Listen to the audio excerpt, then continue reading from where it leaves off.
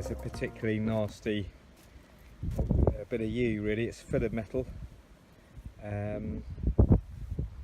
What I've done is I've sort of approached it with a slightly older chain that's not perfect, just to avoid that depression. The wood probably looks better on the camera than it does in real life. It is a bit soft, but that is a nice piece. That's got a nice little bit of swirliness to it.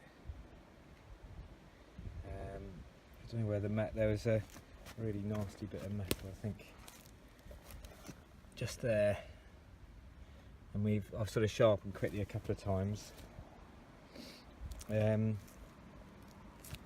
Almost be better off taking parts off the side, because the centre, I don't know, yeah, I could probably do some wider planks, but most of the red marks for the metal are on the top of the tree, so you could do some wide planks. It's certainly going to be a lot easier to mill with a flat edge on one side. It's the old Panther Intersect.